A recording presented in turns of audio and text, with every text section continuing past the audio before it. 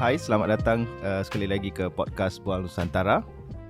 Pada kali ini kita akan berbual bersama saudara Wan Hamidi Hamid. Beliau merupakan seorang, secara ringkasnya seorang wartawan, seorang bekas wartawan dan kini banyak menulis dan juga merupakan seorang aktivis politik lah yang dalam parti DAP. Dan bersama saya juga adalah host saya iaitu Zahid M. Nasir. Selamat datang Zahid. Ya. Selamat datang sekali lagi ke podcast Bual Nusantara. So pada hari ini kita nak berbual tentang buku, ya, buku yang baru diterbitkan oleh saudara Wan Hamidi, baru je 2-3 bulan dan baru dilancarkan, masih panas lagi. So perbualan ni kita akan banyak menjurus ke benda ni lah kan, buku-buku ni lah kan. Mungkin lah saya, kalau orang yang tak mengenali saudara Wan Hamidi ni, mungkin kalau kita Google, banyak keluar dekat Google kan. Kita tahu dia ada dekat situ, dekat sini, pernah menulis menjadi wartawan dekat Straits Times dulu. Ya. Tapi saya ingat saya nak bagi introduction dari perspektif saya sendiri, macam mana saya first time jumpa Wan Hamidi lah kan. Kalau ikutkan saya ni peringkat umur mungkin 20 tahun lebih muda dari situ kan. So saya ingat perbualan saya ni saya panggil abang lah, abang Hamidi lah. Nak panggil pak cik takut tua sangat. Takut ni pula kan. Tak sampai lah, tak sampai ke tahap tu lagi kan. So kita panggil abang lah, saya panggil abang je kan. Okay, saya ingat saya jumpa abang tahun 2017 macam tu. Mungkin lah 2017 masa abang publish edit buku Young and Malay. So saya ingat dengan Oki Beng masa tu kan. Dan antara buku tu saya tertarik sebab masa launch dekat Georgetown Literary Festival, ada gimmick masa tu kan, ada gig, ada, saya ingat ada band dari Harrison ke apa nama band tu kan. Garrison. Saya tak dengar sangat, tapi masa tu saya dengar Garrison, dan buku tu di launch sekali dengan buku Marco Ferrarese. So dan dia attract crowd yang saya tak expect, iaitu crowd underground punk scene kan. So diorang yang sebelum ni jarang baca buku, tak baca buku sometimes, and then beli buku tu juga kan. Dan saya rasa because of the cover kan, cover tu yang saya rasa dilukis oleh Fahmi Reza kan, dengan guy pakai leather jacket apa semua. So it macam sangat punk subculture lah kan macam tu. And then dia attract, but the content tu agak serius juga. So I mean tentang identiti Melayu, tentang orang muda apa semua. So itu first time saya ingat saya jumpa abang kat situ, tapi kita tak bertegur sapa. Kemudian saya ikut tulisan-tulisan lain lah. And kemudian bila datang ke KL, sempat beberapa kali berjumpa lah kot. So Zahid mungkin ada introduction lain untuk abang, but saya biarkan dia intro lah kot kalau dia nak buat. Macam mana kau jumpa dia? Alhamdulillah, hari ini kita dipertemukan dengan saudara Hamidi. Kalau saya lah, saudara Din, bersama Wan Hamidi ni, barangkali pertama sekali itu dia ada banyak level. Tapi yang level yang awal sekali perkenalan kami adalah sebagai seorang ketua lah, ataupun pemimpin di editorial Roket Kini. Saya diberi peluang oleh Wan Hamidi sebenarnya untuk menjadi mungkin tak lebih tak kurang sebagai seorang wartawan politik. Jadi saudara Hamidi telah memberi, dialah yang memberikan apa orang panggil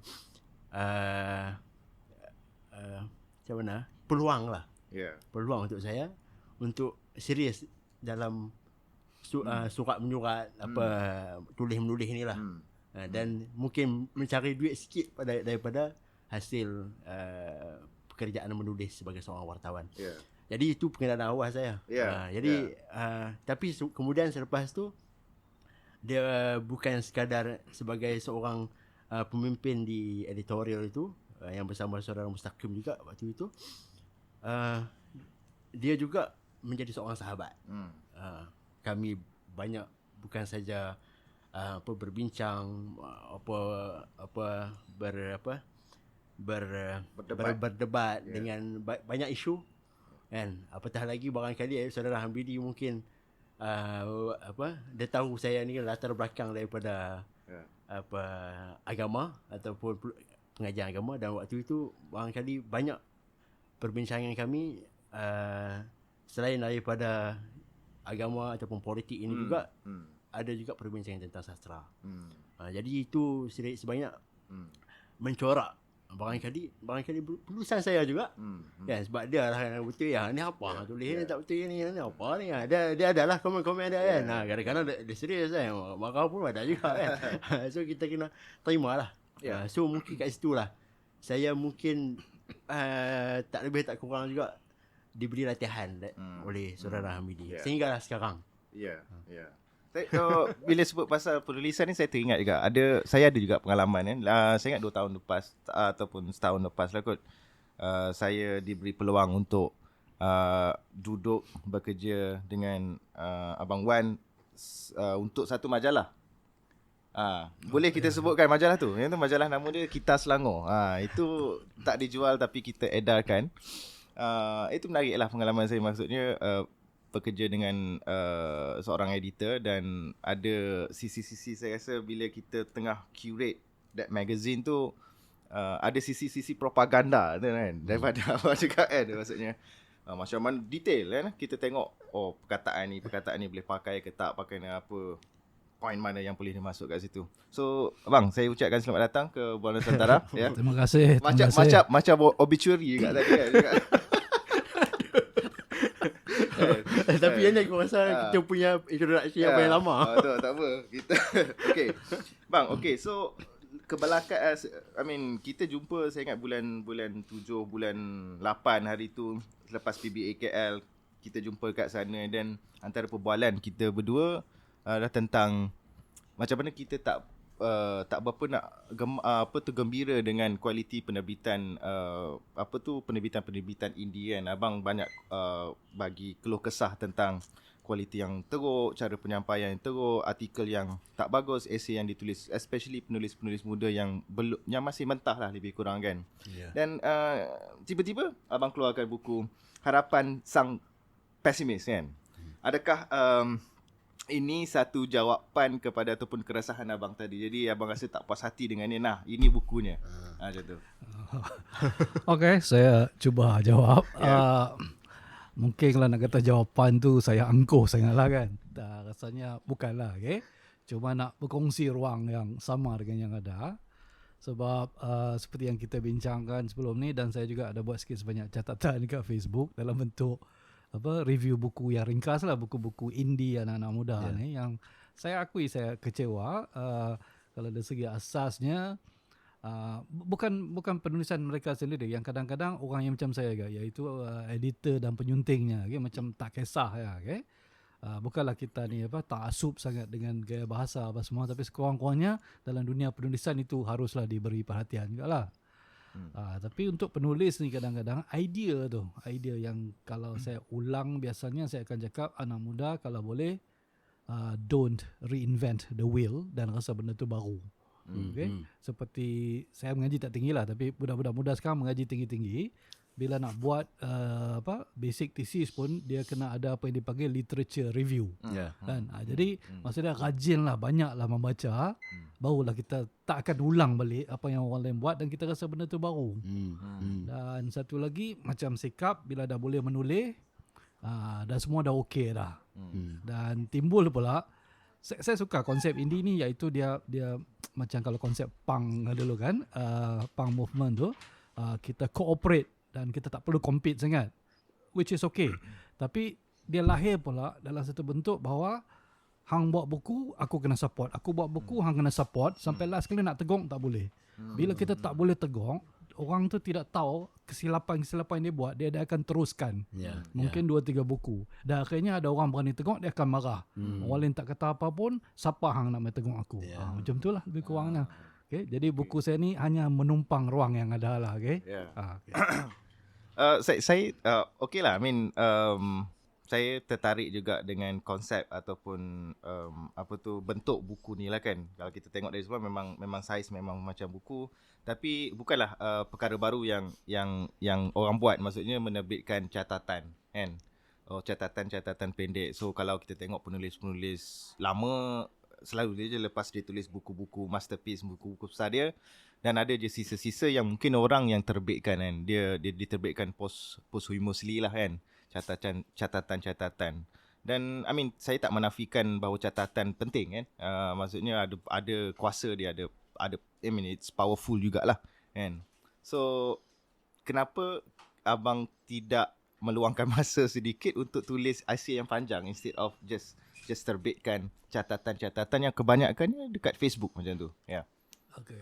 Saya rasa yang ni kita boleh bagi dalam dua bentuk jawapan lah. Okay? Yang pertama, dengan mudahnya, kalau nak tulis balik benda fresh yang baru dengan essay yang lebih panjang, dia akan ambil masa yang panjang. Sebab saya ni, kelemahan saya ialah disiplin dalam penulisan lah. Okay? Tak pandai jaga masa. Sebagainya. Yang kedua, catatan yang ada tu, sebab bila saya tulis, kebanyakan yang dalam buku ni dah dia siarkan dalam Facebook saya. Okay? Tetapi yang ni saya olah balik, dan ada juga yang tambahan yang tidak pernah saya siarkan lah. Ada orang baca dan saya tengok ada beberapa anak muda rasa menarik, satu yang baru bagi dia orang. Walaupun bagi saya ini biasa-biasa lah kan, sebab saya pun sebagai bekas wartawan memang macam ni. Jadi orang kata apa, benda dah ada, apa kata kita terbitkan dahulu, iaitu soal yang panjang, ICK yang panjang-panjang itu boleh difikirkan kemudian. Cumanya bila difikirkan balik pula, bila esei yang panjang-panjang, saya akan masuk pula dalam ruang yang orang tulis buku dan esei yang panjang-panjang, yang kadang-kadang saya terpaksa akui agak membosankan jugalah, sebab tidak ada idea-idea baru semua.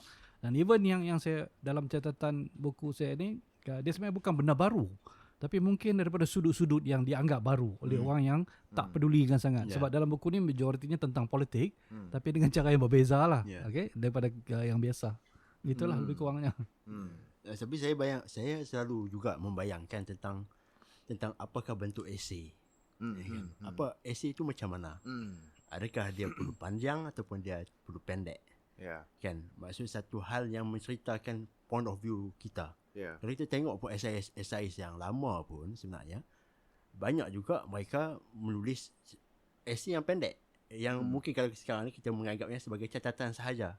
Tetapi formnya itu adalah form esei, form yang meletakkan idea, yang meletakkan point of view, dan meletakkan barangkali solusi ataupun perkara yang open-ended, persoalan. Jadi saya rasa apa yang Saudara Hamidi buat ini juga sebenarnya adalah esei-esei pendek dia. Esei-esei pendek lah. Walaupun kemudian dia tak mau terus dalam buku, dia masuk dulu dalam Facebook kan. Tapi itu esei, dan kita akan nampak point of view Saudara Hamidi ataupun cara fikir Saudara Hamidi dan apa sudut pandang yang dia lihat. Itu dan sebab itulah barangkali orang yang mungkin mempunyai persoalan ataupun struggle persoalan mengenai politik, haluan politik, ideologi politik, barangkali dia boleh rasa ataupun dia boleh terkesan dengan tulisan-tulisan Saudara Hamidi. Sebab Saudara Hamidi yang pasal kita kenal pun, dia tak boleh nak lari dengan politik. Walau macam mana dia nak lari pun kan. Barangkali sebab itu mungkin ada conviction. Mungkin kita boleh tanya Saudara Hamidi. Conviction seorang, saya boleh setuju dengan sebab saya jenis orang yang selalu fikirkan tentang form dia kan. Maksudnya paling tidak yang kita kenal esei, artikel, ada puisi, ada prosa, ada prose kan. Prose, poetry. So bila menengok sesuatu buku tu selalu akan ini apa? Ini novel, ini buku non-fiction atau buku apa. Tapi surprisingly bila saya baca, bila saya belik beberapa artikel yang sempat saya baca, dia semacam bukan terganggu, tapi dia ada form of, kadang-kadang ada rasa a bit of poetry dalam tu, a bit of essay juga dalam tu. And then dia, kalau bahasa mudah menjadi catatan kan. Tapi saya rasa sebab the whole keunikan yang ada pada Abang Wan menyebabkan tulisan ni lebih unik sikit lah kan. Dia boleh dikatakan mudahnya sebagai catatan, tapi dia ada that poetry juga, that witty cara, mungkin boleh represent juga macam mana abang express idea di luar juga kan, maksudnya kan, dengan apa tu, dengan pesimisnya, menjadi seorang pesimis kan macam tu. Kita tanya juga soalan pesimis tu nanti jugalah nanti. Tapi buku ni menarik sebab ada ke nak minta abang respon soalan kau tadi? Ya. Kalau ni sebab aku conviction ya. Duk belak kan. Mungkin kita tak tahu saudara Hamidi nak menjawab ataupun tidak, tapi barangkali itu yang paling jelas sekali daripada, kalau saya memandang saudara Hamidi, paling jelas sekali adalah aspek politik beliau ataupun aspek solidariti beliau dengan masyarakat ataupun solidariti beliau dengan anak muda ataupun solidariti beliau dengan orang-orang terpinggir, suara-suara terpinggir kan? Mungkin jadi mungkin kita boleh tanya, apakah conviction saudara Hamidi sebab kita tahu Wan Hamidi juga orang, kita tahu pengenalan saya dengan saudara Hamidi, dia juga adalah seorang sastra, suka sastra dan amat membaca sastra dan suka memberikan komentar ulasan-ulasan tentang bacaan-bacaan sastra beliau. Dan itu juga ada sisi yang lain. Tetapi yang lebih menonjol dari sudut sisi politik beliau, dia akan komen ni. Walaupun dia mungkin dia bersamaran, tapi so, kenapa saudara Hamidi? Apakah conviction saudara sehingga ini hal ini yang paling jelas dari nampak dalam penulisan saudara? Memang kalau dilihat dalam buku ni memang tema utamanya politik lah, dari apa sudut sekalipun. Jadi soalan yang menarik ini, okeylah saya cuba jawab dengan satu lagi pengalaman. Ada seorang sahabat saya dalam arena punk rock ni, Jokit namanya, mungkin orang kenal. Kami berkawan sejak lama dah lah. Tapi kalau tak silap saya dalam 10-15 tahun lalu ada satu perbincangan kecil lah. Masa tu kita tak pakai podcast lah. Kita sembang-sembang gitu. Sampai saya sendiri terpaksa tanya dia, sebab saya pun kadang lupa tentang yang dikatakan conviction politik tu. Saya tanya dia, Jo, aku ni punk rock dulu ke politik dulu? Dia dengan direct cakap hang politik dulu. Jadi bila saya fikir balik, mungkinlah minat tu, yalah dalam fanzine saya sebelum ni saya ada tulis sikit lah, tentang mungkin masa kecil-kecil sekolah tu, yang tu diminat dulu. Yang muzik yang ke arah punk rock dan kemudian tu, itu kemudian sikit. Sebab saya ingat saya Form 1 Pilihan Raya 1978. Saya tengok poster, dalam banyak-banyak poster saya nampak poster yang orang panggil kepala lembu. Di situ jadi bersemangatnya. Dia bukan lembu, dia seladang sebenarnya. Jadi mungkin daripada situlah dia berkembang dan terus berkembang. Saya mencari-cari apa semua. Dan seperti orang lain juga cari sana sini apa semua, melelong sana sini juga. Tapi ke arah tu lah. Jadi bila muzik seperti punk rock apa saja yang especially yang sangat political tu, dia mudah saya terima. Tak kisahlah pelbagai aliran lah. Sehingga bila kita dewasa tu baru kita boleh sisihkan sikit apa yang kita rasa bagus dan tak bagus lah.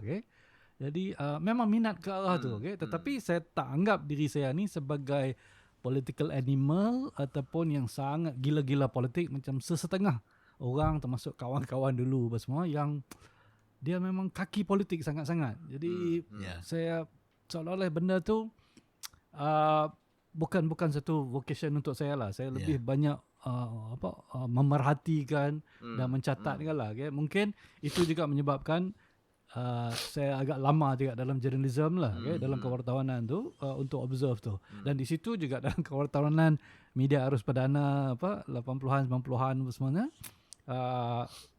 yang dikatakan media arus perdana biasanya dikuasai oleh undang-undang dan kerajaan. Jadi di situ kita belajar propaganda tanpa sedar, atau mungkin dengan sedar sekalipun. Jadi semua ke arah tu lah. Jadi berbalik kepada sikit soalan awal tadi tentang essay tu, saya rasa tinggi sangat lah untuk mengatakan lah, sebab semua tu saya agak catatan pendek. Sebab memang essay boleh pendek, tapi tidaklah terlalu pendek. Yang saya kadang-kadang hanya beberapa line sahaja. Ada juga percubaan pantun-pantun yang agak skema. Tapi yang saya cuba pelbagai lah, begitulah.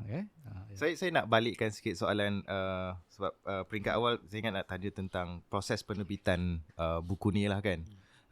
Kalau kita tahu mungkin Rocky Press ni salah satu ni yang penerbit yang masih agak baru kan, dan dalam projek ni paling tidak abang bekerjasama dengan Amin Landak, lepas tu ada Zaidi, lepas tu ada Su sekali kan, Su sekali. So macam mana bekerja dengan menerbitkan buku pertama, bukan buku pertama abang tapi buku sendirilah, personal kan. Sebelum ni dah edit banyak buku. Lepas tu dengan penerbit yang mungkin ni pada buku pertama ataupun buku terawal yang diterbitkan kan. So macam mana proses semua tu? Okey, ia bermula idea asalnya bukan idea saya, idea Amin Landa. Amin Landa ni seorang pelukis ya. Kami pernah bekerja sama dalam satu tempat dan kami sering bersembang pelbagai hal. Dia yang selalu menggalakkan dan kadang memaksa saya menulis dan akhirnya benda buku ni terjadi sebab dia menawarkan diri dia. Kalau saya menulis, dia akan melukis. Saya kata Arif, menarik juga idea ni sebab jarang orang buat.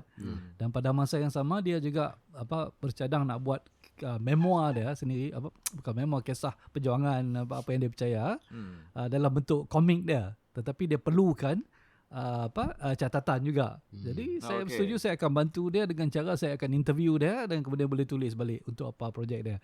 Mungkin tahun depan lah kot dia akan buat projek tu, okey. Jadi di situ kita dah ada ni. Kemudian bila kita fikir siapa nak menerbitkan, kita memikir siapa yang berminat lah. Tapi dalam karya buku ni yang saya nampak simple ya, saya cuba bagi, orang pertama saya bagi draft ni ialah Sue M. Queen lah kan, pemilik toko Sue.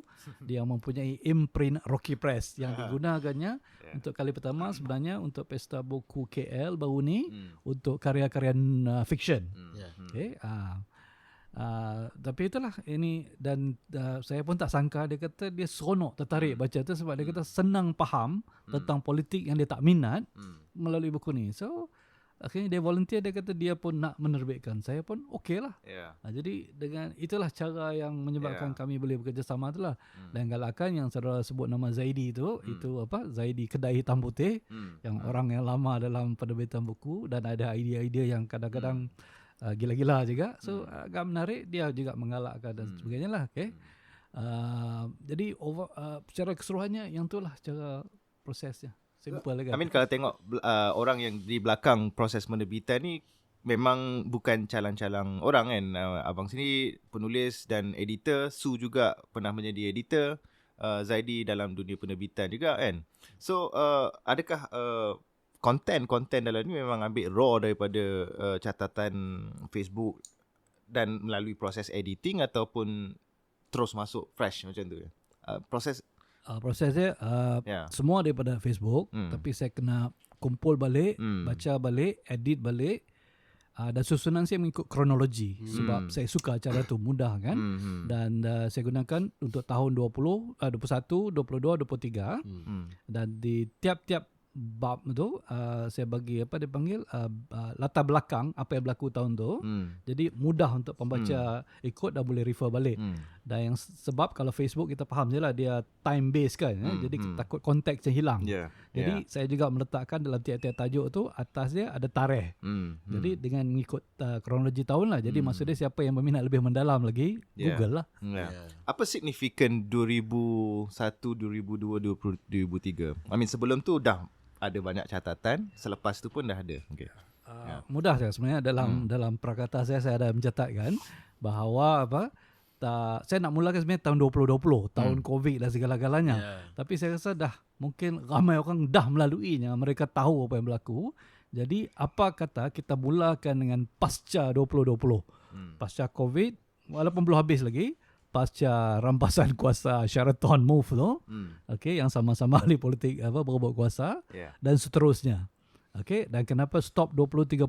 Sebab asalnya saya nak terbitkan pada awal 2024. Cumanya proses tu dia bukan lama, dia proses menunggu Khalid, Temenung dan sebagainya lah. Procrastination. Setakat penerbitan buku ni sampai hari ni saya dengar buku ni dapat sambutan yang baik daripada especially pada orang muda kan. Antara komen orang muda ni, dia kata dia lebih senang dengan form yang berbalik pada soalan tadi lah tentang bentuk catatan. So dia lebih senang dengan bentuk catatan yang pendek-pendek macam ni dan explanation tentang politik Malaysia yang sangat simple macam tu kan.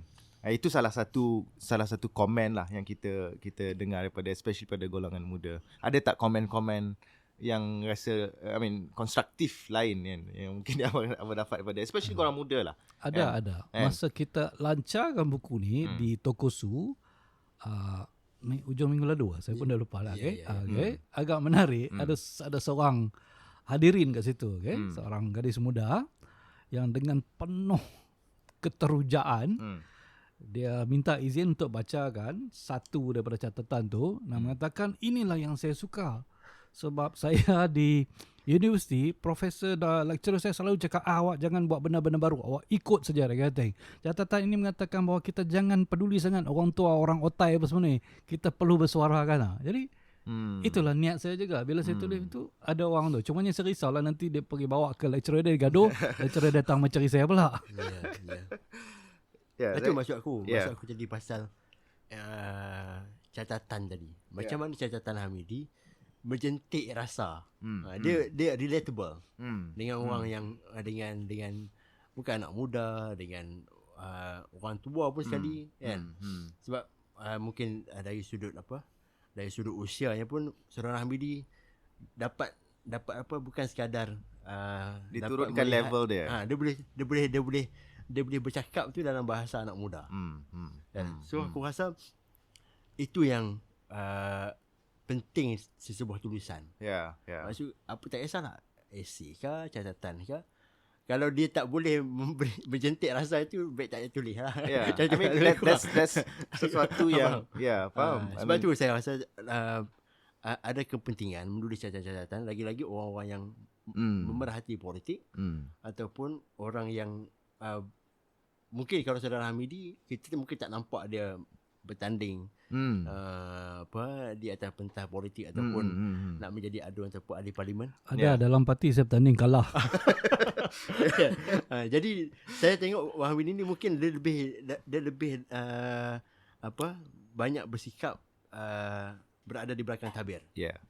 Tapi dengan tulisan-tulisan ini dia bukanlah tak tertabir, yang tertabir itu dikeluarkan. Sebab kalau kita tengok dalam ni, kalau kita contohlah saudara Hamidi banyak mencatat tentang teman dan sahabatnya, Liu Chintong. Dan sama juga saudara Chintong pun ada menulis tentang saudara Hamidi. Kalau kita tengok mereka berdua ni selalu menulis tentang. Dan saya rasa bila Liu Chintong tulis tentang saya waktu kami bertanding tu, sebab tu saya kalah ke. Joke lah gitu. Lawak saja. Jadi menarik sebab tu sebab politik ni dia akan terkait dengan perjuangan.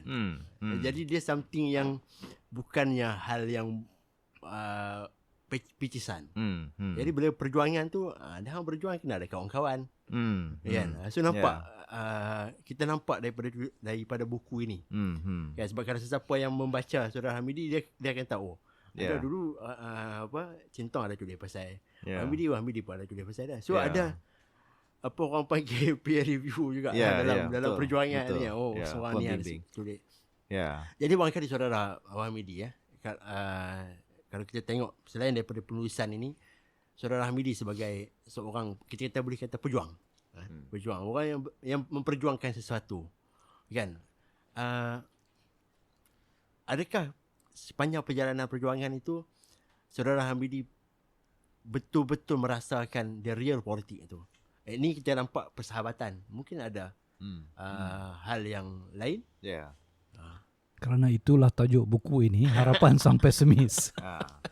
Okay, sebab bagi saya overall dia penuh dengan kekecewaan sebab ada harapan yang agak tinggi. Jadi lama kelamaan saya turunkan tahap harapan itu sebab itu realitinya. Sebab kena ingat juga evolusi politik Malaysia ni menarik. Daripada asal usulnya sistem dalam bentuk dua parti saja, yang mana satu parti sentiasa menang, sehinggalah tercetusnya persejarah politik tahun 2018.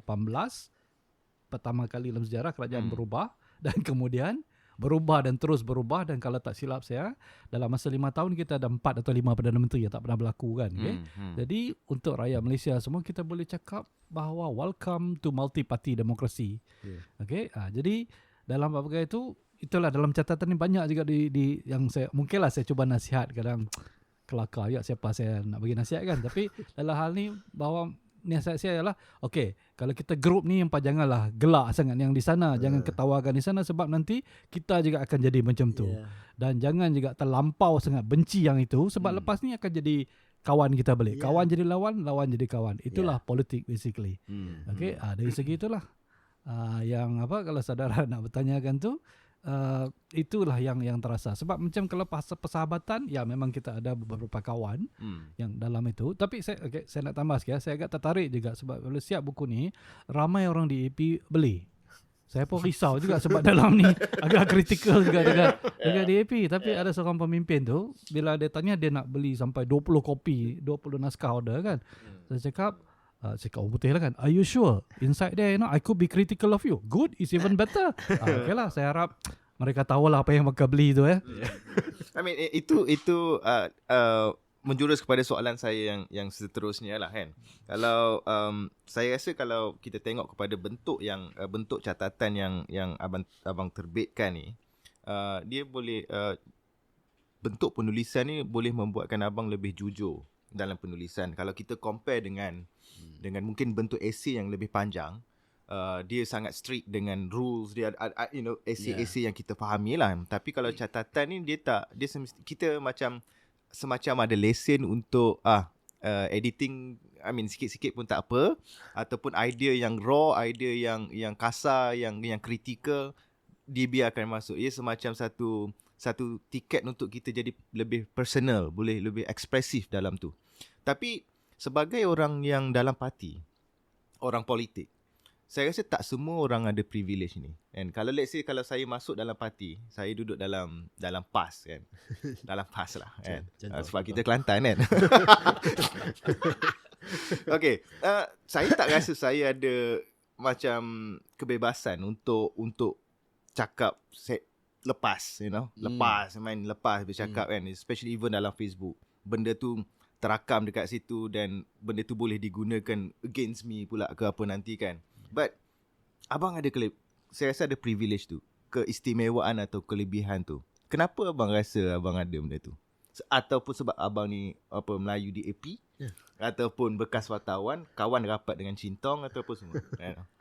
Okay, bila disebut istilah Melayu di AP, dalam ni ada 2-3 catatan tentang hal itu. Okay? Itu biarlah kena baca. Pembaca lah. Okay? Saya tak pasan sangat tentang soalan ni, maksud kedudukan istimewa dalam DAP misalnya. Tapi sebab kerana ditanya soalan tu, maka baru sekarang saya terfikir kan. Jadi mungkin usia saya, lamanya saya dalam kewartawanan, dan malah sebelum saya sepenuh masa bekerja dengan DAP tentang penerbitan roketnya semua, saya membantu sebelum tu lagi lah. Okay? Jadi mungkin dari situ ada rasa hormat daripada pemimpin-pemimpin, terutama yang masa dalam 15-20 tahun lalu, pemimpin yang muda ketika itu, yang lebih kurang sebaya saya, atau mungkin tak sampai 5 tahun lebih tua daripada saya. Okay? Seperti contohnya kalau seorang seperti Lim Guan Eng, saya kenal dia sejak 1990 selepas dia dibebaskan ISA. Saya juga wartawan yang masih baru 2-3 tahun bekerja, boleh mula berkawan, dan di situ juga saya berkenalan dengan pemimpin-pemimpin pembangkang masa itu. Lim Kit Siang, Karpal Singh, dan beberapa lagi lah. Dan bukan di EP sajalah, termasuk daripada Sabah dan Sarawak. Entah kenapa saya tak tahu, mungkin lebih mudah lepak di parlimen itu dengan orang-orang parti pembangkang. Mungkin menteri-menteri Barisan Nasional dan backbenchers mereka terlampau sibuk dengan hal-hal lain. Jadi bila kenal lama itu, mungkin bila dah masuk tu, apabila dalam penerbitan publicity parti semua, saya betul-betul buat apa yang saya patut buat. Mungkinlah saya ulang sekali lagi, rasa hormat itu. Jadi, dan secara peribadi juga, saya juga lepas cakap, lepas tulis apa semua, mungkin orang terima lah, dan dibantu pula dengan budaya dalaman di AP. Tak tahulah selama mana ini akan kekal, tapi sejak dulu bagi saya sampai sekarang, kami saudara, menggelar antara sama sendiri, saudara-saudari. Bukan tak peduli sangatlah status Datuk ke Tan Sri ke. Malah secara peribadi saya pun tak tahu kenapa Tan Sri Lim Kit Siang, saya hanya sekadar memanggil Mr. Lim saja. Atau saudara Lim ya. Begitu-gitulah. Jadi sudah jadi biasa. Jadi taklah anggap istimewa sangat, tapi mungkin lebih penting mereka terima gaya saya tu. Dan tak tahulah, kalau dalam hati dia orang tak happy, itu masalah dia orang lah kan. Bagi saya perlu ada skill lah kot. Dan itu skill yang abang dapat sejak masuk dalam politik. And then it's not just writing skill. Cara berbicara kan. Tapi mungkin abang memahami perangai orang dalam tu. And then macam mana nak bercakap dengan sesetengah ahli politik. Dengan Kit Siang mungkin ada cara dia untuk berbicara. Dengan Cintong ada cara dia berbicara. So akhirnya kita boleh express, dengan sebebas-bebasnya juga. Tapi saya juga terfikir kan, mungkin benda-benda yang I mean, of course lah, mungkin dia orang rasa tak senang juga sometimes. Ada orang yang mungkin tak senang dengan kadang-kadang tulisan yang tajam kan, kadang mencucuk betul-betul kan. I mean, itulah. Tapi mungkin saya tak tahu, saya just terbayangkan adakah benda-benda yang kita bicarakan, isu-isu, misalnya isu perkauman yang dalam politik kan, benda yang dah dari dulu sampai sekarang masih belum selesai, masih sentiasa diperdebatkan. Adakah benda ni dah jadi topik-topik yang semacam ni dah semacam dah tak kasar lagi, dia tak kuat lagi kan? Dia just boleh dibicarakan dengan macam kita bicara kan. So dia tak sensitif lagi macam tu. Abang rasa kalau especially isu perkauman dalam parti misalnya, so itu menyebabkan, dan especially kalau tulisan abang kan banyak cakap macam mana relation dalam parti, macam mana parti berstrategi dalam pilihan raya. So dia tidak sensitif lagi jadi parti tak takut sangat kalau ada orang semacam abang yang vokal dalam ni. Okay. saya taklah rasa saya vokal. Tapi saya rasa ini bukan dalam DAP saja. So mungkin dengan perkembangan masa, khususnya selepas sejarah awal politik 2008 apabila BN hilang kuasa di 5 negeri dan hilang 2/3 majoriti parlimen, dan kemudian dia berterusan sehingga 2018 sehingga tumbangnya BN. Okay?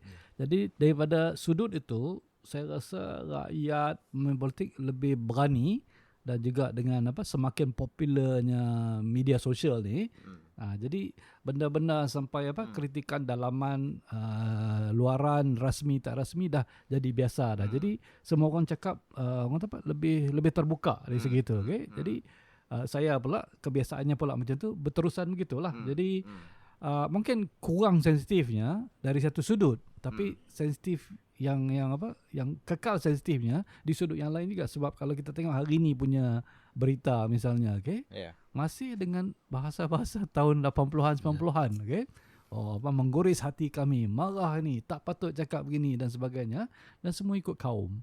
So last kali lahir konsep what about ism, kalau dia begini kenapa bukan begini, kalau dia begitu kenapa bukan ini. Jadi sedangkan yang saya sentuh ialah benda yang sentiasa berlaku, yang sebab tu kadang-kadang pesimisme saya tu lahir direct saja, bahawa hang duk kutuk hang perkauman, hang pun buat juga. Ni jadi duk gitu-gitu. Maksudnya terang-terang orang DAP akan cakap UMNO perkauman, UMNO akan cakap DAP perkauman. Jadi kalau sebagai rakyat, kalau rakyat tak kisah, tak peduli, so kita tanggung sendirilah. Itu saya rasa 2-3 kali saya ulang ayat dalam buku ni, we usually get the government we deserve. Itulah. Sepanjang menulis ni bang, catatan ni ada tak tak kisahlah yang diterbitkan ke, yang disuarakan dekat surat khabar ke, dalam fanzine ke, dalam magazine ke, ada tak dalam diri abang semacam self censorship? Maksudnya ada benda yang abang tak berani nak tulis, and dengan kelebihan yang abang ada, tapi ada semacam benda yang abang tak berani nak tulis kan, tak berani nak sentuh, atau abang sendiri yang censor lah. Ada memang. Contohnya dia contohnya 3R. Saya tak akan sentuh istana, sebab saya rasa tak ada sebab benda tu, walaupun teringin. Agama saya cuba elakkan, sebab di Malaysia ni hampir semua orang Melayu semuanya pakar agama, yang sangat berbeza dan suka bergaduh pasal tu.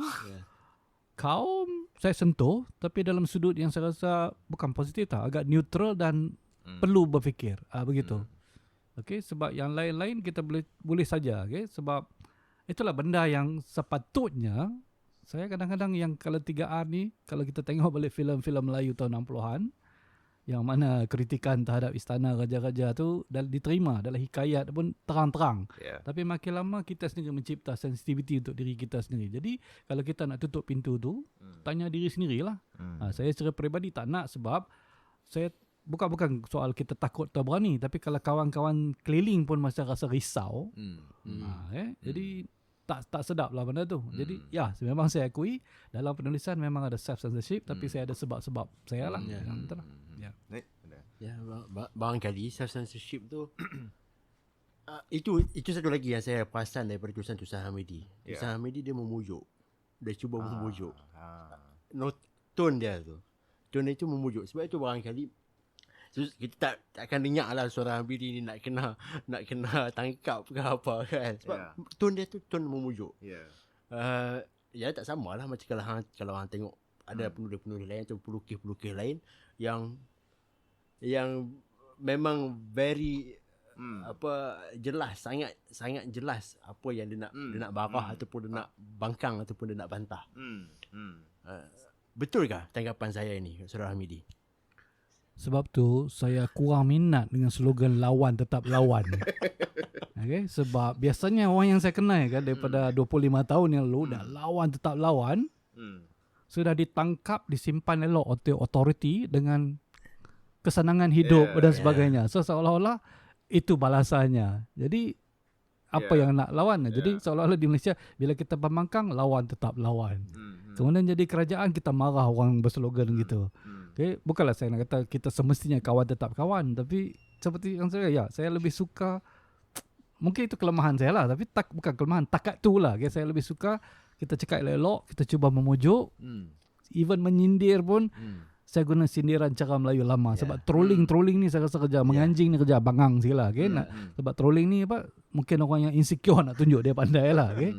Jadi ya mungkin tahap saya takat tu sajalah. Jadi saya terima pandangan saudara, ya lebih kurang lah. I mean ya, menarik, setuju juga sebab kalau saya perasan bila saya baca tulisan dari orang politik tak sangat, sebab dia dah lebih lembut sikit bagi saya, quote-unquote lembut sikit. Kalau aktivis politik yang mungkin dalam NGO and yang ataupun dalam parti yang tak ada jawatan sangat dalam tu, dia just backbenchers lah kot. Dia nak jadikan tulisan sebagai tempat untuk perjuangan. Bagi saya okey, perjuangan dalam erti kata dia meletakkan tulisan sebagai dia letakkan tanggungjawab tulisan tu berat sangat macam tu. Kalau aktivis, kalau satu isu boleh diselesaikan di jalan raya, kenapa tak di jalan raya? Ini selalu kita bincangkan kan. Kenapa perlu ditulis kan? Akhirnya bila ditulis, dia jadi memekik tak apa-apa kan, tanpa bagi kesan kepada pembaca sangat. Berbanding dengan menulis dalam bentuk yang boleh mencucuk psiki orang pembaca sendiri, macam orang Melayu kan. Kalau mungkin abang tulis dengan gaya macam itulah, menyindir dan sebagainya. So itu kekecewaan saya bila saya baca kadang kebanyakan tulisan aktivis kan, yang nak direct sangat lah, kalau bahasa mudah dia lah kan. Ya. Soalan saya seterusnya bang. Abang datang dari latar belakang yang pelbagai. Kalau saya memang peringkat umur jauh lah, saya mention tadi kan. Awal kalau saya boleh petik, abang mula dengan sebagai seorang bekas wartawan and banyak menulis dekat Straits Times. The Star pernah bang? The Star pernah. And then kemudian bila dah makin lama dalam Rocket Kini, dan dalam masa yang sama, masa tu abang juga peminat tegar muzik and muzik rock and muzik punk, dan abang bersahabat baik dengan Joe Kid masa tu. So mungkin dengar muzik pun sekali masa tu kan. So kalau kita tengok dalam dua dunia ni menuntut satu macam cara pandang ataupun position yang berbeza. Maksudnya kalau dalam muzik punk, saya mungkin pernah dengar juga dulu masa sekolah dulu kan, muzik punk yang underground ni.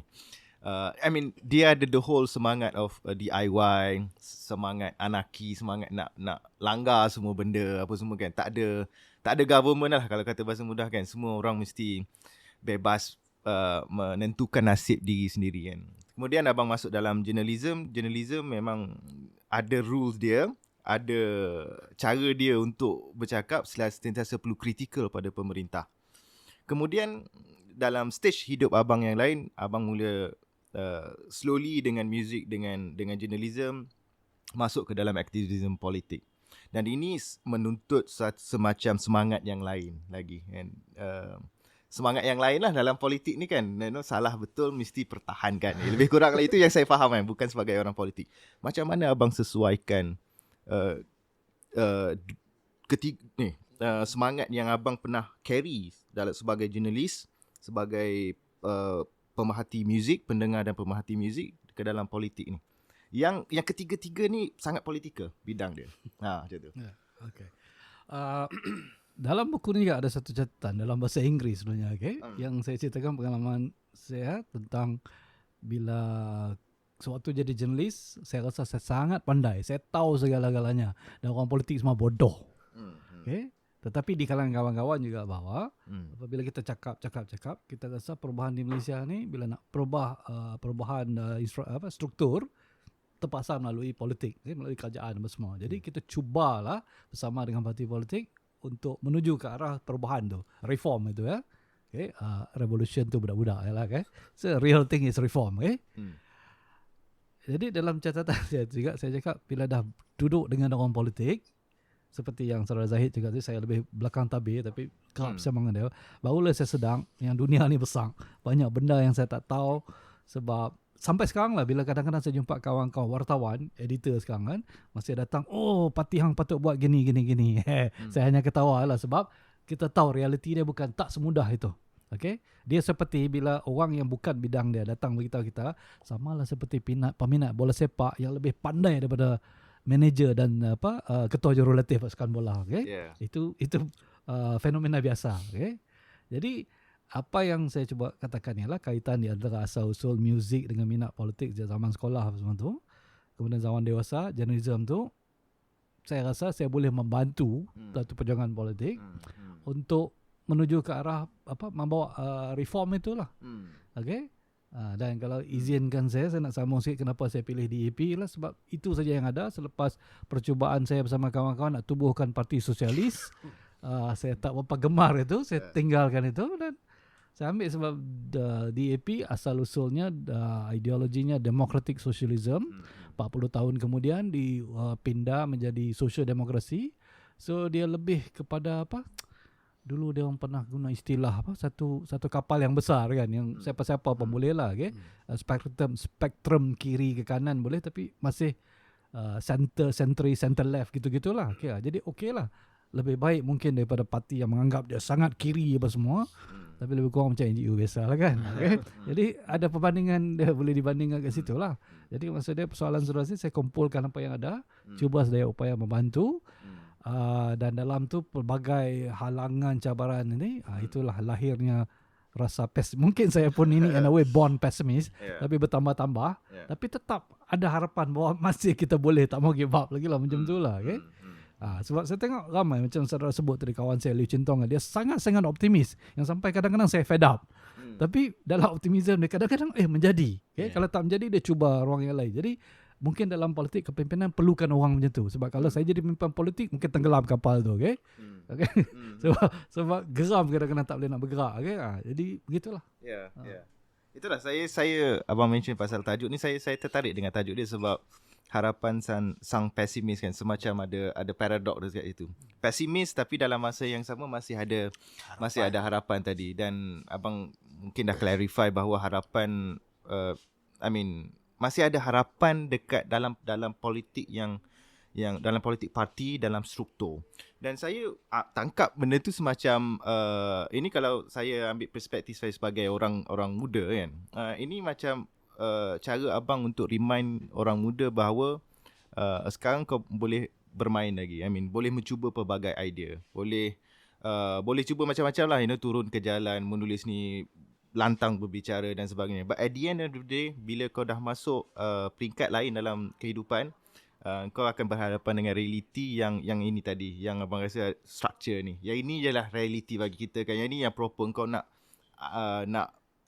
anarkis macam mana pun, dia semacam a playground, tempat untuk anak muda test dia punya kekuatan sebelum masuk ke reality, which is the political party punya reality, yang kebanyakan orang hari ni, orang muda kecewa ataupun ni lah kan. So dia semacam bagi reminder kepada saya, kepada orang muda bahawa okay lah, end up macam aku. Something macam tu lah, masuk parti dan cuba cari harapan dalam parti untuk mengubah Malaysia lah kot, macam tu. Lebih kepada harapan dalam politik dan bukan parti lah, tak sebenarnya. Sebab masalah dia sikap bukan saja orang muda tapi ramai orang bukan di Malaysia, saya rasa dah jadi fenomena dunia, cepat fed up dengan politik. Okey, sedangkan mungkin salah faham timbulnya tentang politik itu sendiri. Sebab kalau kita ambil kat contoh Malaysia kan, kata apa, orang yang selalu jadi bahan ketawa, bahan kutuk adalah orang politik. Seolah-olah mereka ni paling penting. Tapi struktur pentadbiran di Malaysia, kalau ikut yang barat tu dia kata apa, yang 3 keseimbangan tu kan, judiciary, legislatif dengan executive kan. Okay? Tapi bagi saya dia lebih luas lagi sebab parti politik yang berbentuk kerajaan, kabinet, terpaksa berhadapan dengan perkhidmatan awam, tentera, polis, istana sebagainya. Okay? Masing-masing berebut kuasa di situ. Bukan berebut kuasa cuba mengimbangkan antara satu sama lain. Kalau terlajak yang satu, dia tak seimbang lagi. Jadi kenapa sasaran utamanya adalah politik? Sebab dia orang ni, orang kata apa? Easy target. Kadang-kadang tidak adil juga. Ya betul, dalam buku ni pun saya sebut ada yang politician bangang balul, tapi ada juga yang baik apa semua. Termasuk kita juga sebagai pengundi ke rakyat ke, okay? Yang ialah macam peminat bola sepak lah, macam kita pandai dalam segala-galanya kan. Okay? Jadi tapi bukan sangat kepada peringatan kepada dia orang, sebab kadang bagi saya untuk orang muda ni cubalah jangan ulang benda yang kita kalau bukan shortcut, kalau dah ada jalan yang lebih mudah, kenapa buat the hard way yang mencari jalan jauh. Okay? Pada masa yang sama dia macam nasihat pada diri sendiri juga bahawa satu, jangan duk belagak otai kak, because even at the old age tu kena masih belajar benda-benda ni, dan respect orang muda macam tu. Cumanya macam saya sebut tadi, cara nak bercakap anak muda, sebab saya tak suka yang manusia menggelar diri otai ni, sebab biasanya bila tengok anak muda hampa ni bodoh duk diam lah. Kita kena dengar. Okay? Bukan nak tunjuk kita baik sangat, tapi nak tengok idea dia ke mana. Lepas tu kita boleh tegur di situ lah. Okay? Jadi begitulah. Betul. Saya rasa agak menarik perbincangan hari ni sebenarnya. Bila Saudara Hamidi cakap dengan kapasiti dia dengan orang yang mungkin ada pengalaman dalam politik dan mencadang, memujuk kepada anak muda supaya bersama dengan politik, yang saya rasa agak penting. Satu perkara yang penting untuk kita bagi pendedahan dan menanam apa orang panggil keghairahan ataupun keazaman dalam politik orang muda. Sebab kalau tak ada juga benda ni masalah juga. Maksudnya kena ada. Walaupun kita tahu politik ini ialah hang nak jadi Perdana Menteri. Kalau kita the highest aim dalam politik aktif ini adalah nak jadi Perdana Menteri. Tapi ialah satu jelah jawatan tu. Nak jadi itu ramai. Nak jadi Perdana Menteri tu ramai. Jadi ada play, ada game yang perlu dimainkan oleh mereka ni. Which is penting orang-orang yang mungkin seperti Saudara Hamidi dan orang yang seangkatan dengan dia memberikan wisdom mereka kepada orang muda. Sebab apa yang kerisauan saya, Saudara Hamidi, tentang keputusasaan orang terhadap politik. Itu bermasalah.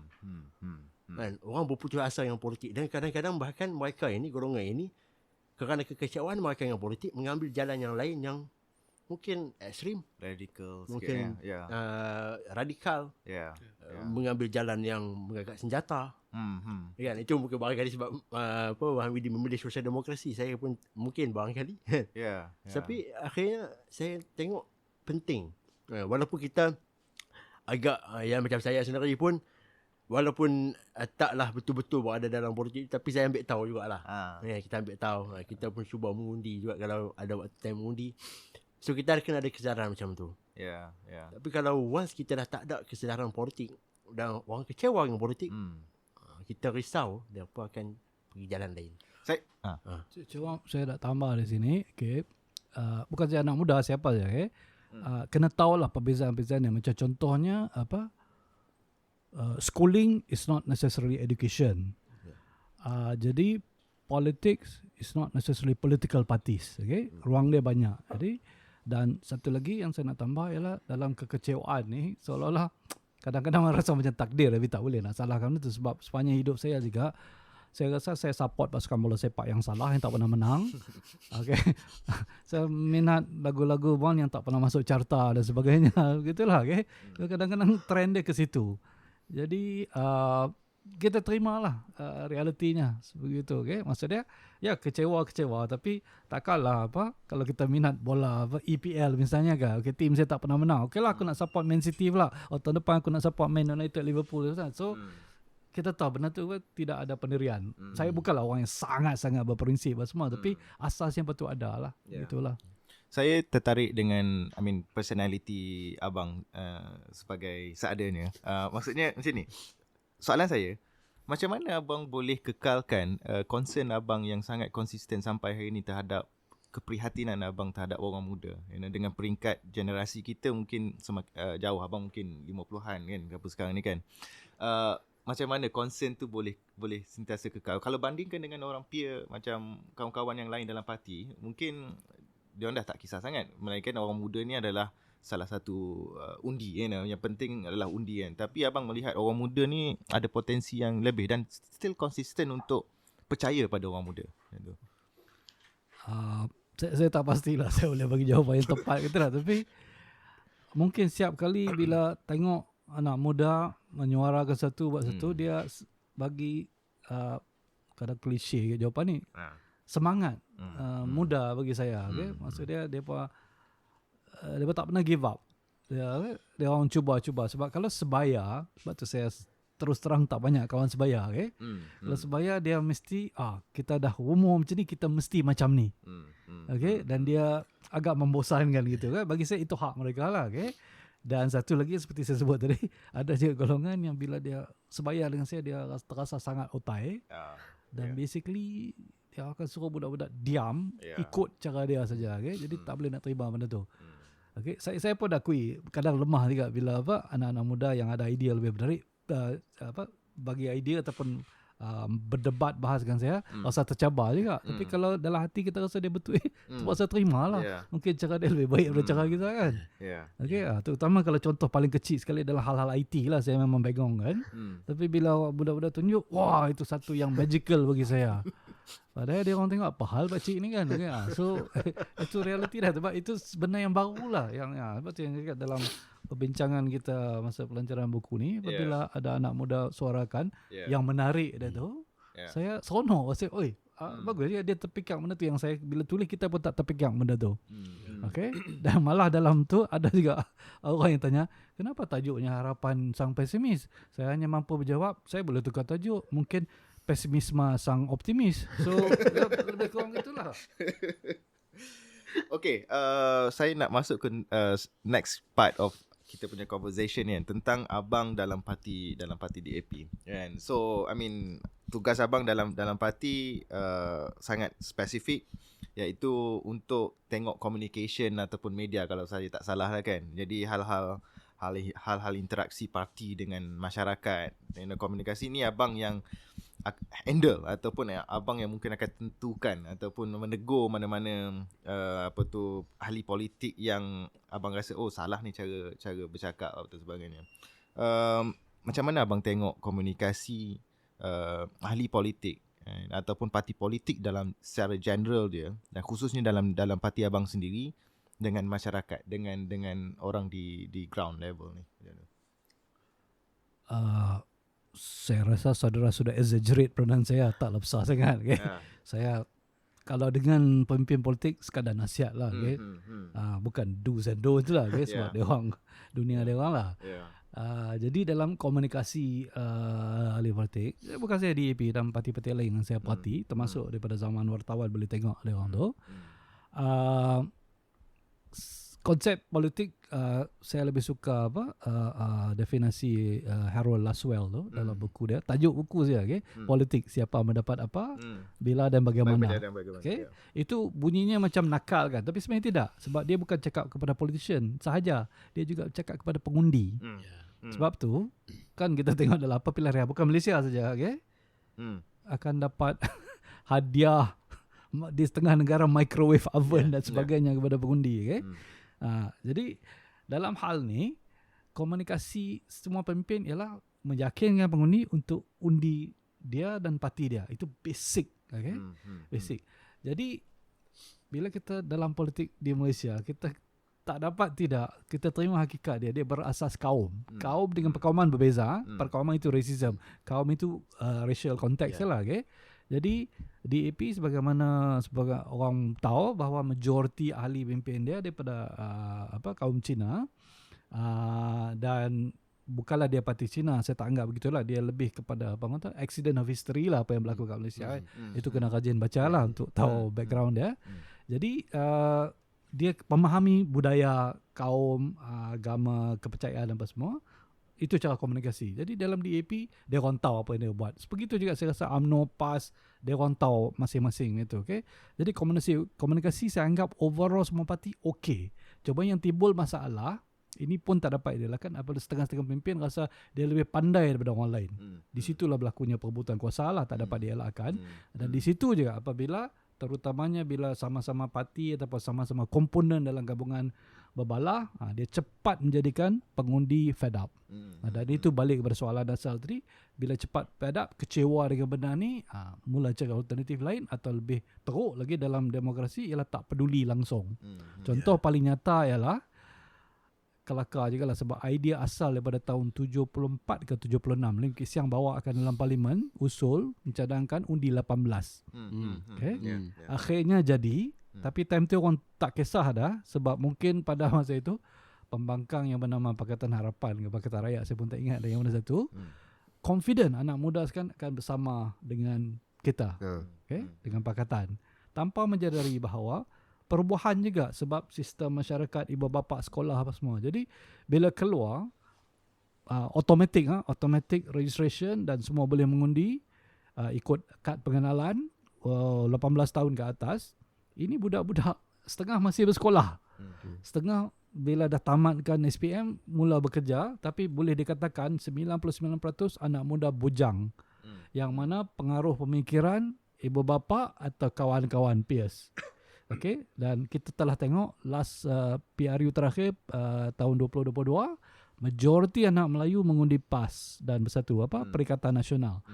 Jadi kalau ada ahli-ahli akademik, cuba fikirlah kenapa mereka ke arah tu. Itu yang dia orang nak. Dan saya tak pasti yang ni, tapi di kalangan yang anak muda bukan Melayu pula tak peduli langsung dengan politik. Kalau saya boleh sebutkan yang baru ni dekat pilihan raya kecil Dun Mahkota di Johor, semasa berjalan-jalan saya perhati-perhati lah ada orang berkempen walkabout tu. Anak muda dan orang tua, oh ada election ke sini? Serius, okay? Macam padahal patutnya dengan social media yang ada apa semua orang kata, tapi ketidakpedulian tu pun agak tinggi juga. Kalau orang tak nak keluar mengundi kerana ada sebab dia boykot ke apakah, itu tak apa sebab dia tahu. Yang sedihnya ialah tak tahu dia tak mau ambil tahu. Okay. Tapi saya nak tambah sikit dalam pola pengundian saya rasa, terutamanya anak Melayu, kalau umur 18 ke 21, 22 dia akan ikut trend saja. Mungkin lepas 22, biasanya lepas mengaji universiti, mula-mula nak berkahwin ke apa, start fikir pekerjaan apa semua nak jaga, mungkin dia orang lebih berfikir tentang parti mana untuk masa depan. Yang 18, 22 ni, yang mana yang boleh convince dia dengan apa-apa saja, itu swing dia ke situ. Itu yang orang dah sebut gelombang hijau tu, kebanyakan yang inilah. Okey, kalau tadi dari sudut itu, kalau kita boleh bertanya kepada Saudara Hamidi tentang apa orang panggil kerajaan punya performance, tentang communication kerajaan pada rakyat. Kalau saudara boleh Hamidi boleh bagi rate keberkesanan komunikasi kerajaan kepada rakyat sekarang ini. Bagi background sikit saya bagi background sikit. Waktu era zaman wartawan keseluruhan dekad 1990-an, sangat hebat propaganda Barisan Nasional di bawah kepimpinan orang kata apa, kami panggil di original Tok Mat, okey, Datuk Tan Sri Arwah lah Muhammad Rahmat, okey. RTM semua tu, okey. Ini era pra internet dan sebagainya, okey. Jadi efektifnya propaganda begitulah, okey. Kalau di Indonesia masa tu zaman Soeharto apa semua, so control media kind of thing, dengan undang-undang yang ada dan sebagainya, okey. Jadi bila selepas itu patutnya berkembang. Dan daripada dulu lagi, sejak tahun 70-an apa semua, DAP, parti-parti pembangkang lain minta kebebasan bersuara, kebebasan media dan sebagainya. Okay? Tapi setelah kita menelurusi banyak era dengan kerajaan yang ada sekarang ni, kerajaan tak kisahlah kita panggil kerajaan madani ke kerajaan perpaduan atau apa sekalipun, seolah-olah macam nak kembali ke zaman tu. Okay? Sebab masih banyak undang-undang yang masih dikekalkan. Seperti dalam buku ni saya tulis, okay? Benci mah ada, tapi semua undang-undang ni kau kekalkan. Okay? Bukanlah saya ni demokrat sangat, okay? Tetapi itu janjinya. Okay? Jadi begitu juga saya rasa dalam buku ni juga saya konsep misalnya apa agensi berita rasmi ke RTM ke bernama sebagainya, okay? Dia bukan semata-mata suara kerajaan, dia adalah suara rakyat. Jadi kena timbal balik di situlah, okay? Tapi dia tak perlu bersaing dengan media-media lain yang komersial yang hanya perlukan sensasi, terutama sekali apabila sekarang berdepan dengan realiti yang sangat berbeza daripada dulu. Media sosial lebih powerful daripada media rasmi kan. Jadi terpulanglah keadaan tu. Jadi kalau nak rasa kebersekanan komunikasi, adakah saudara Zahid nak bertanya, adakah kerajaan yang ada ni boleh kontrol minda rakyat dengan komunikasi itu? Jawapannya tidak. Okay? Tapi kalau dikatakan adakah sampai maklumat kerajaan kepada mereka? Ya, sampai. Tetapi orang yang mendengarnya juga berpeluang kali ini mendengar suara-suara lain-lain daripada media sosial. Mungkin merapu ke, mungkin bernas ke, terpulanglah. Jadi segi, bukanlah saya kata saya suka benda tu, tapi nak mengharapkan seorang menteri saja untuk buat cara zaman tahun 90-an tidak boleh lagi. Jadi nak salahkan menteri kita sebut nama Fahmi Fadzil pun saya rasa tak patut juga, sebab dia tidak mempunyai kuasa seperti itu lagi. Mungkin dia perlu cari saluran-saluran lain lah untuk menyampaikan benda tu, tapi saya rasa menyalahkan dia saja tak adil lah. Jadi segitulah. Okay, menarik. Okay bang, bila saya tengok buku ni kan, antara artikel yang sering, topik yang sering berulang dalam buku ni adalah macam mana abang tentang PAS, tentang Parti Islam Se-Malaysia. Saya paling tidak saya perasan ada 2 artikel. Pertama, belajar daripada PAS, dan di belakang sekali mungkin ada tentang gelombang hijau kan. So bila saya fikir balik tentang background abang dalam muzik, dalam journalism, dalam parti DAP yang totally dari aliran ideologi yang berbeza, tapi abang masih ada semacam ketertarikan ataupun simpati kepada PAS kan, pada perjuangan PAS. Kalau mungkin bukan perjuangan PAS, tapi tentang macam mana PAS bekerja kan. Kenapa tak masuk PAS? Kenapa masuk DAP? Dan adakah DAP, bagi abang, saya rasa benda tu PAS buat kerja yang efektif, and especially kalau nak tarik orang muda. Dia mungkin ada kelebihan guna nama agama, and sangat-sangat orang lebih mudah simpati bila ada letak parti perjuangan Islam. So lebih mudah orang nak pergi. Tapi kita tak boleh nafikan hal-hal lain yang ada dalam PAS tadi. Macam mana dia dari segi bahasanya, dari segi macam mana dia pergi ke kampung bercakap, it sangat appeal dengan orang-orang kampung. Pertanyaan pertama saya tadi, kenapa memilih parti lain bukan parti tu yang abang rasa lebih sesuai dengan abang punya semangat, cara kerja? Adakah dan soalan kedua saya, adakah DAP kurang celik dengan orang Melayu ataupun adat budaya orang Melayu macam tu? Soalan kedua, DAP sangat celik. Cuma kadang saya nak tanya, orang Melayu celik ada budaya lain. Okay? Jadi kita balik soalan pertama yang tak boleh dijawab direct. Sebab overall dia begini. Okay? Saya melihat dari segi real politik. Okay? Dan hakikat sebenar politik Malaysia ni. Okay? Kita ambil contoh yang terbaru. Okay? Sejak 2018 sampai sekarang. Okay? PAS bersama dengan Perikatan Nasional selama 33 bulan. Okay? Saya rasa itu agak satu kesempurnaan. PAS tidak bising pasal hudud, tidak bising pasal RUU 355. PAS bertindak seperti mana kerajaan-kerajaan sebelum ini, Barisan Nasional ke, Pakatan Rakyat ke, Pakatan Harapan ke, apa semua. Maksud dia, apabila PAS ada kuasa, mereka tahu realiti tentang berfungsi sebagai kerajaan. Okay? Bukan dia orang ni jahat, kita tak, itu realiti politik. Sebab tu kita tengok pembangkang berdegar-degar bila nak menang, janji bulan bintang, bila masuk kerajaan tak boleh degar. Itu saya kata dalam kerajaan tu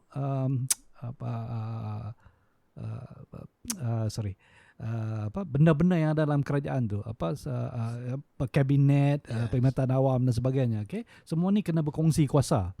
Okey, jadi maksud dia yang jadi kerajaan tu bukan kabinet saja. So kalau seolah-olah kabinet saja, mungkin kuasanya hanya 30% saja. Betul. Okey, jadi itulah realiti yang saya melihatkan bahawa kekuatan PAS dalam kerajaan ni untuk kestabilan, sebab buat masa ni dia atas dasar gelombang hijau, orang berkenan dekat PAS. Seolah-olah orang tak peduli langsung apa yang PAS perjuangkan. Okay? Dan satu lagi pula, kalau ikut era Pakatan Rakyat dulu, okay? Yang mana PKR DAP bersama PAS 2008 sehingga 2015, ya, lebih kurang itu. Dan banyak, kalau saudara-saudara ingat zaman Perhimpunan Bersih dulu, okay, betapa tersusunnya struktur PAS, okay, dari segi itu, okay? Dan bila saya tanya balik kawan-kawan sekarang, yang terlibat dengan Pakatan Rakyat dulu di peringkat akar umbi mestinya, kebanyakan orang di AP cakap kami tidak ada masalah langsung bekerjasama dengan orang PAS, semuanya baik, okey, okay? Cumanya yang hari ini keluar kenyataan-kenyataan daripada kepimpinan, beberapa orang pemimpin, okay? Tapi itu seperti biasalah, seperti UMNO ada seorang dua yang semua nak jadi juara kaum, okay? Juara ketuanan apa semua. Tetapi overall itu yang realitinya. Sebab itu bagi saya dalam buku ini saya catatkan, hari ini lawan, esok kawan, lusa lawan balik. Jadi dia berpusing-pusing itu. Jadi dari segi kalau nak kestabilan politik, okay, biar saya cakap di sini, kalaulah Perdana Menteri Anwar Ibrahim nak bawakan PAS bersama dengan kerajaan ini, tak kisahlah bersama Pakatan Harapan atau bersama Kerajaan Perpaduan ataupun sekadar confidence and supply agreement, okay? Pun okay, sebab boleh dapat kestabilan. Sebab kalau tidak, tiap kali apa kerajaan buat, ini tak Islamik, ini haram, buat itu tu berulang-ulang, benda yang kadang rakyat pun pening kepala. Sebab kita nak menuju, sebab tanda-tanda dia, minta maaf kalau berbunyi propaganda, saya tengok tanda-tanda ekonomi sedang berpulih ni seperti real. Okay? So why not kita teruskan? Sebab saudara cinta Umar selalu ulang inilah peluang untuk lonjakan ekonomi kedua, the second take off kan. Yang pertama pada dekad 90-an itu, ya. Okay. Dan mungkin watak utamanya masih orang yang sama. Dulu Mahathir dan Anwar, sekarang Anwar tanpa Mahathir. Jadi mungkin ada peluang di situ. Sebab apabila ini fitrah manusia lah, apabila ekonomi berkembang baik apa semua dan majoriti rakyat dapat merasa nikmat dia, jadi politik kaum akan saya anggap berkurangan dari segi itu, okay? Politik kaum rasuah tetap ada, tapi mungkin berkurangan. Itu harapan saya. Sebab tu satu lagi, saya tidak percaya mana-mana parti atau pemimpin cakap kita akan hapuskan rasuah. That's mengarut, okay? Kita hanya mampu mengurangkan, sebab itu tabiat manusia, okay? Jadi kita kena realistik dari segi itulah, okay? Dan atas dasar realistik itulah saya rasa pentingnya PAS lah, okay? Sebab saya tidak boleh menyertai PAS sebab cara hidup semua berbeza apa semua. Okay? Kalau orang tuduh saya sekular, saya tak akan nafikan. Okay? Saya ada respon pada tu. Kalau tak, saya ada satu soalan terakhir untuk abang. Okey bang. Kalau kita selalu tengok kan sejarah orang-orang politik ni kan, bila dia dah keluarkan buku, itu macam marks the end of dia punya career lah. Macam bukan career pun, macam okay lah, aku nak cuci tangan ataupun aku nak habis, tak nak involve dalam politik sangat kan. So dia keluarkan buku atau dia keluarkan memoir ataupun dia suruh orang tulis memoir ni kan, buku dia. So keluarnya Harapan Sang Pesimis ni, adakah dia mark the end of political career abang dan mula dengan dunia baru iaitu dunia penulisan, atau macam mana abang rasa? Okay, pertamanya saya tidak ada political career. Saya hanya orang di belakang tabir untuk membantu. Sebab biasanya bila political career dikaitkan dengan barisan hadapan, saya di barisan belakang. Dan satu lagi pula, mungkin ini alasan saja, tapi saya lebih kalau menulis buku ni lebih rapat dengan kisah perjuangan atau kisah hidup Lim Kee Siang dan Liu Chin Tong.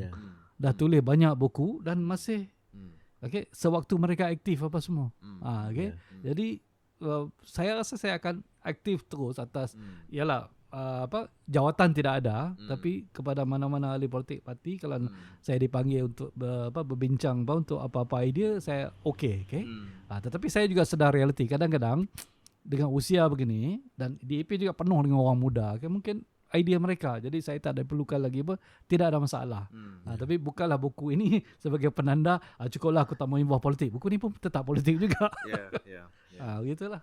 Okay, bagi sesiapa yang nak dapatkan buku Harapan Sang Pesimis ni, boleh dapatkan di kedai buku riwayat yang terletak di Jalan Tun Ashley. Harga dia RM35. RM35. Masih banyak kopi. First printing berapa bang buku ni? Maaf saya tak ingat. Bukan siapa. So boleh dapatkan kat sini, dekat riwayat ada, saya ingat dekat Gerak Budaya pun ada. Tokusu. Tokusu ni kedai buku Tokusu penerbit rasmi lah, penerbit dia kan. So saya nak ucapkan terima kasih kepada saudara Wan Hamidi kerana meluangkan masa. Terima kasih kerana sudi menjemput saya. Sangat menarik. Sila dapatkan buku ni dengan segera sebelum dia habis. Second print kita tak tahu ada lagi ke tak lah. Sehingga bertemu lagi. Terima kasih. Terima kasih.